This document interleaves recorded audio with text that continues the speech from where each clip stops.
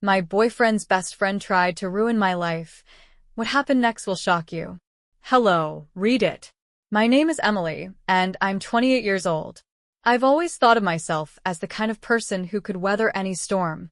Life hadn't exactly been kind to me, but I prided myself on being resilient, grounded, and capable of moving forward even when the road got rough.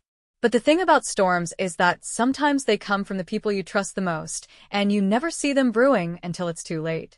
I met Ryan 3 years ago, at a time in my life when I finally felt like I had my feet under me. I'd just landed a decent job at a marketing agency, rented my own little apartment in the city, and started thinking about a future that felt wide open. Ryan was everything I thought I wanted in a partner: charming, attentive, and endlessly supportive. He had this easygoing demeanor that made me feel like I could breathe, like I didn't have to fight so hard to prove myself. We fit together seamlessly, at least at first. But Ryan came with Alex.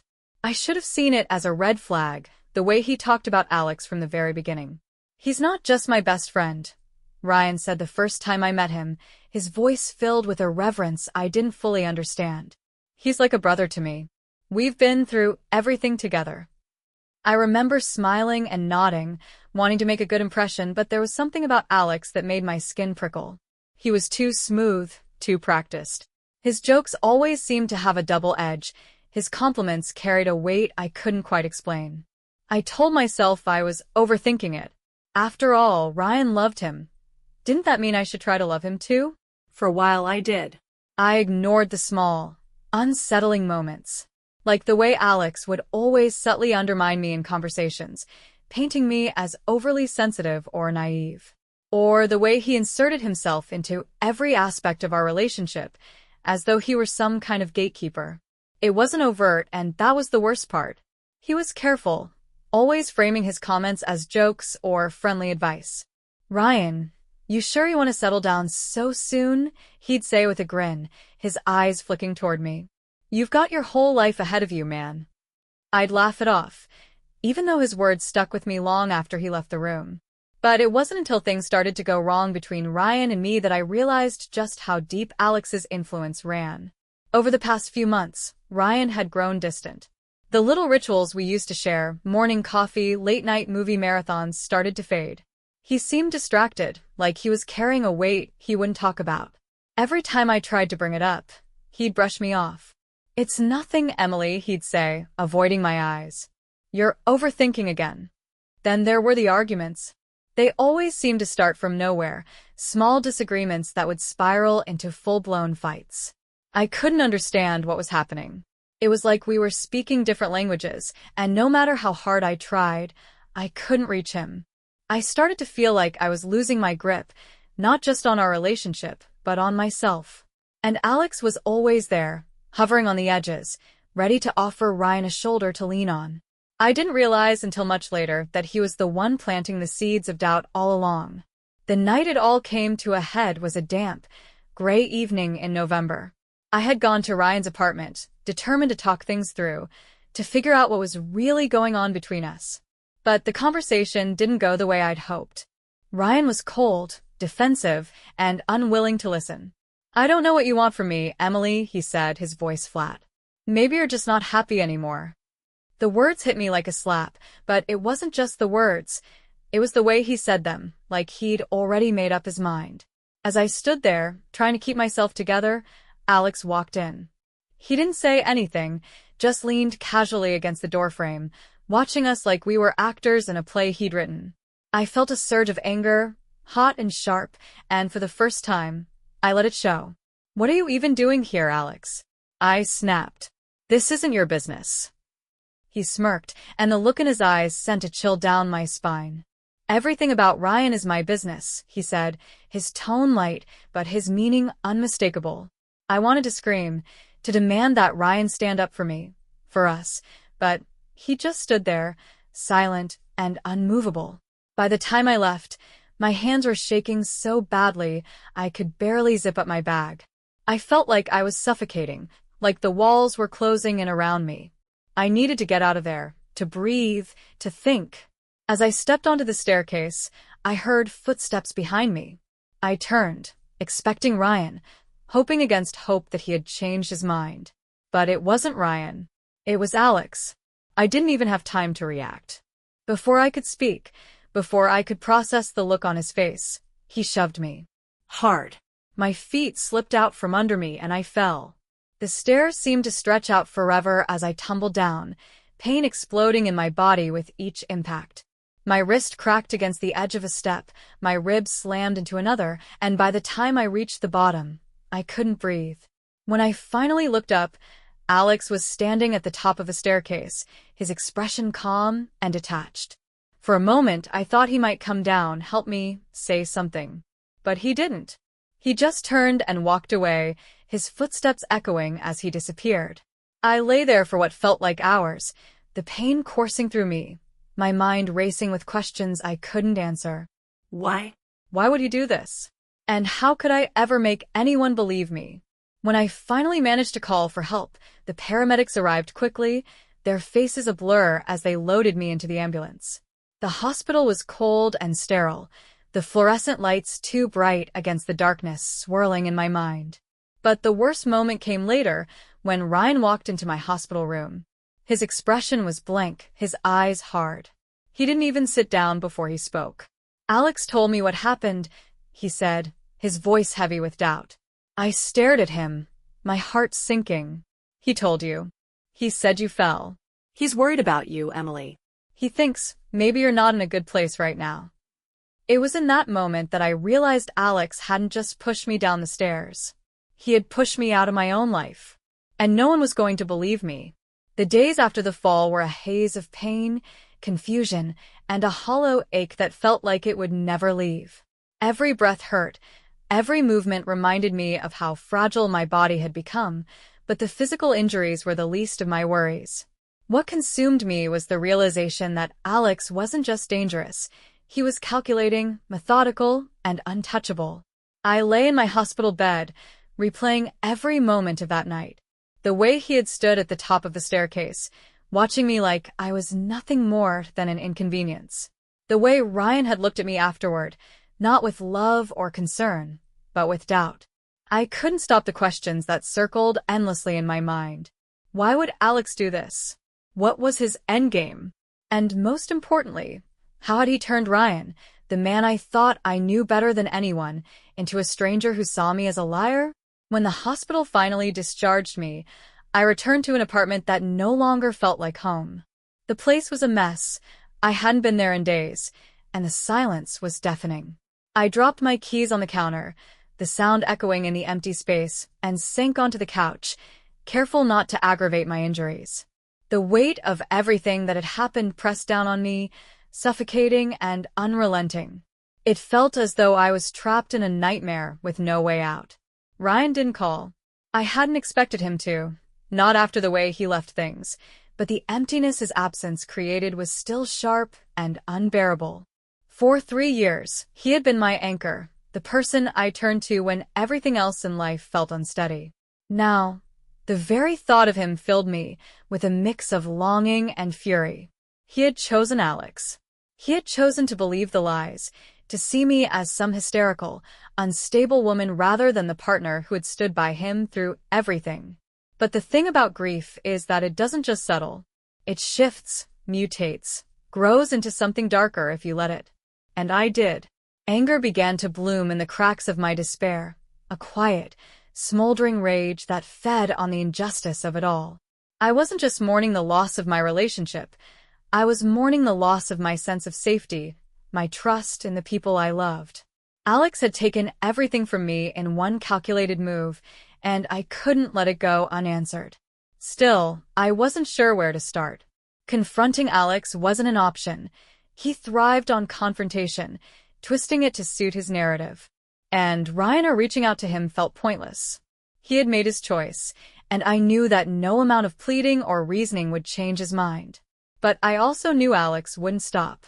He had already shown me what he was capable of, and the thought of what he might do next sent a chill through me. I started to notice the little things first. The way my phone would light up with unknown numbers at odd hours of the night, calls that disconnected as soon as I picked up. The emails that landed in my inbox, their messages cryptic and unsettling. At first, I thought I was imagining it, that the trauma had left me paranoid and jumpy. But then I found the scratches on my apartment door, long and deliberate, as if someone had dragged a key across it with purpose. I couldn't prove it was Alex, but I didn't need to. The feeling in my gut was enough. He was sending a message, letting me know that he wasn't done, that he could still reach me no matter how far I tried to retreat. I tried to tell myself that I was overreacting, that I was giving him too much power by letting him live rent-free in my mind. But it wasn't just my imagination. One night, as I sat on the couch nursing a mug of tea, I smelled it. Smoke. At first, I thought it was coming from the kitchen, that maybe I'd left a burner on in my distracted state. But as I stood and moved toward the window, the scent grew stronger, sharper, acrid in a way that made my chest tighten. When I pulled back the curtains, my blood ran cold. The trash bins outside my apartment building were engulfed in flames, the fire licking hungrily at the side of the building. I stood frozen for a moment, my mind struggling to process what I was seeing. By the time I snapped out of it and grabbed my phone to call for help, the flames were already spreading. The fire department arrived quickly, their lights cutting through the darkness, but the damage was done. The side of the building was blackened, the air thick with the smell of burnt plastic and charred wood. As I stood outside in the cold, watching the firefighters douse the last of the flames, I felt a sinking certainty settle in my chest. This wasn't random. It wasn't a coincidence. I thought about the way Alex had looked at me that night, the way he had walked away without a second glance. He wanted me to know he was still in control, that no matter what I did, I would never truly be free of him. It was a game to him, and I was just a pawn on his board. But something shifted in me that night. As I stood there in the flickering light of the fire, my breath visible in the cold air, I made a decision. I couldn't let him win. I couldn't let him strip away the last pieces of myself. If Alex wanted a game, I would give him one. But this time, I would be the one setting the rules. When you're pushed to the edge, you discover things about yourself you never wanted to know. For me, it wasn't just the fear that changed me, it was the anger. The quiet, simmering kind of rage that makes your blood hum and your thoughts sharpen. As I stood in the wreckage of what could have been my home reduced to ash, I realized that Alex had underestimated me. He thought he could break me piece by piece, that I'd cower and crumble under the weight of his games. But all he'd done was ignite something in me, something that wouldn't stop burning until I exposed him for what he really was. In the days following the fire, I started putting the pieces together. I couldn't let myself be consumed by grief or paranoia. I needed to act. Every detail mattered now. The scratches on my door, the cryptic emails, the phone calls. Alex thought he was clever, leaving just enough ambiguity to keep his hands clean. But I was done playing his game by his rules. If he wanted to hide behind shadows, I would drag him into the light. The first step was understanding who Alex really was, beyond the charming mask he wore so effortlessly. I started digging, piecing together fragments of conversations, social media posts, anything that could give me insight into his life. He had always been careful, avoiding any overtly incriminating behavior. But everyone leaves a trail, and Alex was no exception. The more I uncovered, the more the threads began to unravel. There were old posts from college friends who had cut ties with him, vague references to incidents that were never fully explained. I found a few whispers online, anonymous comments that spoke of manipulation, of relationships that ended in chaos. It wasn't much, but it was enough to confirm what I already knew. Alex thrived on control, on pulling strings from the shadows and watching people dance to his tune. I couldn't let him keep doing this, not to me and not to anyone else. But exposing him wasn't going to be easy. I knew he would deny everything, twist the narrative in his favor, and turn it all back on me. He was a master of manipulation, and I had already seen firsthand how convincing he could be. I started documenting everything. The phone calls, the emails, the scratches on my door. I took photos, saved screenshots, and kept meticulous notes. I even installed a security camera outside my apartment, a small, discreet device that I hoped would catch him in the act. It felt like a long shot, but I needed proof, something concrete that couldn't be dismissed as paranoia or coincidence. For weeks, I lived in a state of hypervigilance, always waiting for the next move. The tension was unbearable, the constant sense of being watched, of knowing that Alex was somewhere out there, plotting his next move. But I refused to let him see me falter. Every time I left my apartment, I held my head high, even when my knees felt like they might give out beneath me. And then it happened. It was a quiet night, cold and clear, the kind of night that makes the world feel smaller. I was sitting on my couch, the security feed from the camera displayed on my laptop, when I saw him. Alex. He was standing outside my building, his hands shoved into the pockets of his coat, his breath visible in the frosty air. He didn't move, didn't even look up at the camera, but I knew he was waiting.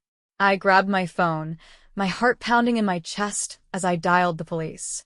I tried to keep my voice steady, to explain the situation calmly, but the words came out in a rush. They told me they would send someone, but I already knew Alex would be gone by the time they arrived. He was too smart to be caught so easily. Sure enough, when I checked the feed again, he was gone. But this time, he had made a mistake. The camera had captured his face, clear and unmistakable, as he lingered near my door. It wasn't much, but it was something. I handed the footage over to the police the next day, along with the rest of the evidence I had gathered. They were hesitant, their skepticism palpable as they listened to my story. Without a direct link between Alex and the fire or the other incidents, they couldn't do much beyond file a report. But I could see the shift in their expressions when they watched the footage. It wasn't enough to build a case, but it was enough to make them take me seriously. For the first time in weeks, I felt a glimmer of hope. But Alex wasn't done. The next few days were quiet, almost too quiet, as though he was waiting for me to let my guard down. And then the email started again, this time more aggressive, more direct. He knew what I was doing, knew that I was trying to expose him. His words dripped with venom, promising that I would regret ever crossing him. I didn't let it shake me. If anything, it only strengthened my resolve. I started reaching out to others, people from Alex's past who might have their own stories to tell. It wasn't easy. Most of them were reluctant to talk, their voices heavy with the fear that still lingered long after Alex had left their lives. But a few were willing to share, their accounts painting a chilling picture of a man who had left a trail of destruction wherever he went.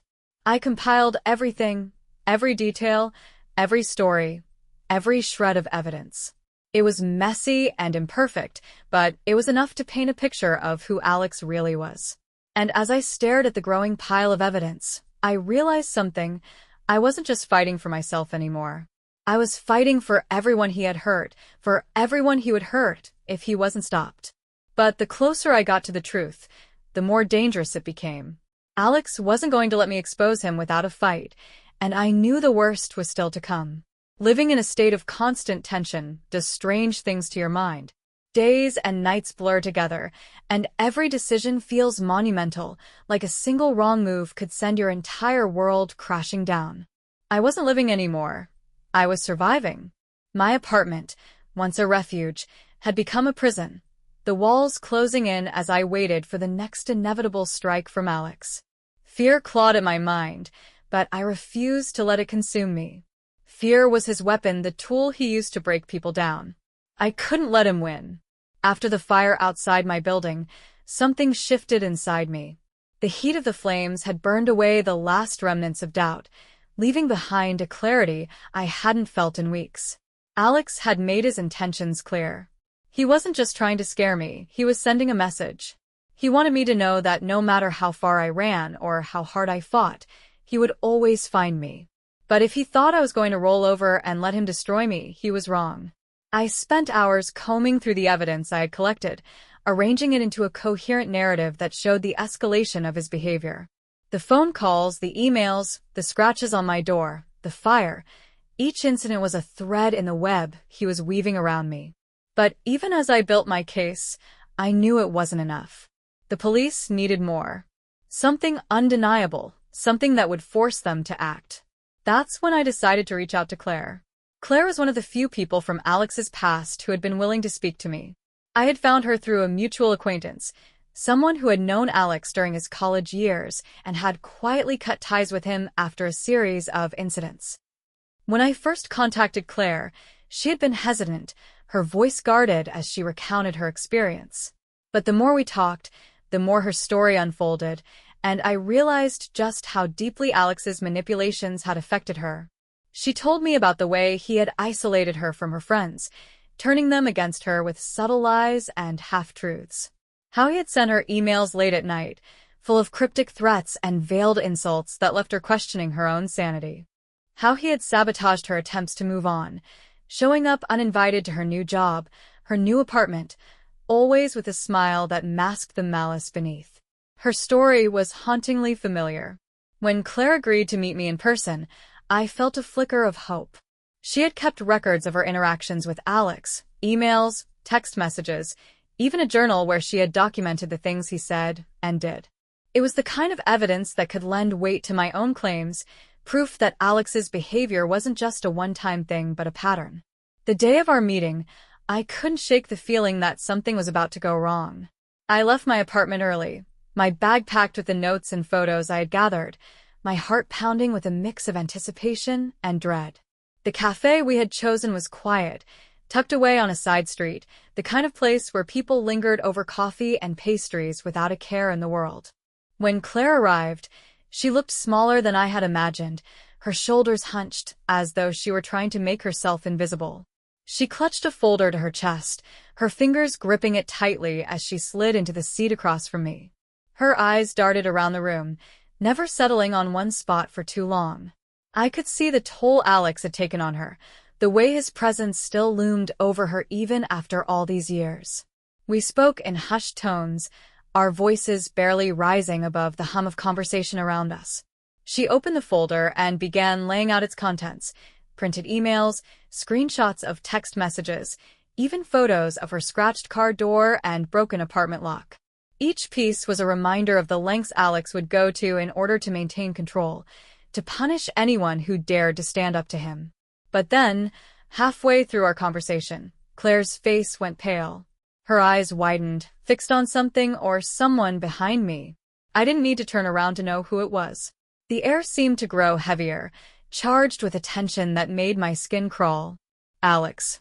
He stood in the doorway, his presence a dark cloud that seemed to suck the warmth from the room. I could feel his eyes on me, cold and calculating, as he started to move toward us. My heart was pounding so loudly I thought it might drown out every other sound, but I forced myself to stay calm. This was what he wanted, to rattle me, to make me panic. When he reached our table, he didn't speak. He didn't have to. The smirk on his face said everything. He had been watching me, following me, and now he was here to remind me that I would never be free of him. For a moment, no one moved. The tension was suffocating, the air thick with unspoken threats. And then, as though he had decided he'd made his point, Alex turned and walked to the counter. He ordered a coffee, his voice calm and casual, and sat down at a table across the room. I glanced at Claire, her face pale and stricken, and realized we had to leave. Quickly. I gathered the folder, shoving its contents back into place, and motioned for her to follow me. We left the cafe together, my eyes scanning the street for signs of Alex, as we hurried to her car. As I watched her drive away, a sinking feeling settled in my stomach. Alex had seen us together. He knew what we were doing, and now he would retaliate. That night, I stayed awake, my mind racing with possibilities. I reviewed the folder again and again, searching for anything I might have missed, anything that could protect me from what I knew was coming. When the first sound came, a faint tapping at my window, I froze. The tapping grew louder, more insistent, until it was impossible to ignore. My hands shook as I reached for my phone, ready to call for help, but when I looked outside, there was nothing there. Just darkness and the faint reflection of my own terrified face in the glass. I knew Alex was out there, somewhere in the shadows, waiting for the perfect moment to strike. But I wasn't going to let him win. Not this time. I had reached the point where fear and exhaustion became indistinguishable, a constant hum in my body that refused to quiet. Every nerve felt stretched to its limit, every noise a warning, every shadow a threat. Alex had turned my life into a chessboard, and no matter how many steps ahead I tried to think, I could never predict his next move. But there was one thing I knew for certain. I couldn't let him win. The night after Claire and I had met, I couldn't sleep. The tapping at my window, though it had stopped, lingered in my mind. Was it real, or had my paranoia conjured it? I didn't know anymore. I paced my apartment, replaying the events of the day, the way Alex had walked into the cafe like he owned the room, the smug look on his face as he watched us leave. He wasn't hiding anymore. He wanted me to know he was watching, that he could reach me whenever he wanted. But his arrogance would be his undoing. I had everything I needed now, the folder Claire had given me, my own collection of evidence, and the security footage showing Alex outside my apartment. It was enough to paint a damning picture, one that the police wouldn't be able to ignore. But I also knew it wouldn't stop him. Even if they arrested him, even if he was charged, Alex wouldn't go quietly. And then came the moment I had been waiting for and dreading. It was just after midnight when I heard it. A faint scraping sound, like metal on metal, coming from the lock on my front door. My body froze, my heart pounding so loudly, I thought it might drown out the noise. For a moment, I considered pretending I wasn't home, hoping that whoever it was, though I already knew, would leave. But then I heard the lock click open. I grabbed my phone, dialing the police with trembling hands as I backed away from the door. I whispered my address to the dispatcher, my voice barely audible over the sound of my pulse in my ears. She told me to stay on the line, to find somewhere safe to hide until help arrived. But I couldn't bring myself to move. The door creaked open, and Alex stepped inside. He didn't speak. He didn't need to. The look in his eyes said everything. He was done playing games. This was the end. He took a step toward me, and then another, his movements slow and deliberate. My mind raced, searching for a way out, a way to stop him, but I couldn't think clearly. Every instinct screamed at me to run, but my feet refused to move. And then, out of the corner of my eye, I saw it, the canister in his hand. It took me a moment to register what it was, but when I did, my stomach twisted with fear. Gasoline. I tried to speak, to say something that might stop him, but my voice wouldn't come. He moved through the apartment, pouring a trail of gasoline across the floor, his expression calm and detached. It was like he was painting a masterpiece, each step deliberate and precise. When he was done, he turned to me, a lighter in his hand. His smile was cold, his eyes alight with a twisted kind of satisfaction. And then the sound of sirens shattered the silence. For the first time, Alex's composure faltered. He glanced toward the window, the flashing lights reflecting off the walls, and I saw the panic flicker in his eyes. He hadn't expected me to call for help. He dropped the lighter and bolted for the door, but it was too late. The police were already there, their voices cutting through the night as they ordered him to stop. He tried to run, but they caught him just outside the building, tackling him to the ground as he struggled and cursed. I watched from the doorway, my body trembling as I clutched the phone to my chest. The officers led Alex away in handcuffs, his face twisted with fury as he shouted threats I couldn't hear. But it didn't matter. He was caught. For the first time in months, I felt like I could breathe again. The weeks that followed were a blur of police interviews, court hearings, and sleepless nights. Alex was charged with arson, harassment, and a laundry list of other crimes, his carefully constructed facade finally crumbling under the weight of the evidence. Claire's testimony, along with the accounts of others who had come forward, painted a chilling picture of a man who had spent years tormenting those he claimed to care about. It wasn't an easy process. Alex fought every step of the way, denying everything, twisting the truth, and trying to turn the blame back on me. But the evidence was undeniable. When the verdict finally came, I felt a strange mix of relief and emptiness. Alex was sentenced to several years in prison, and I knew I wouldn't have to look over my shoulder anymore. But the scars he had left, both physical and emotional, would take much longer to heal. I moved out of the apartment shortly after the trial, leaving behind the place that had become a battleground. I found a small house in a quiet neighborhood, a place where I could start over, where I could finally feel safe.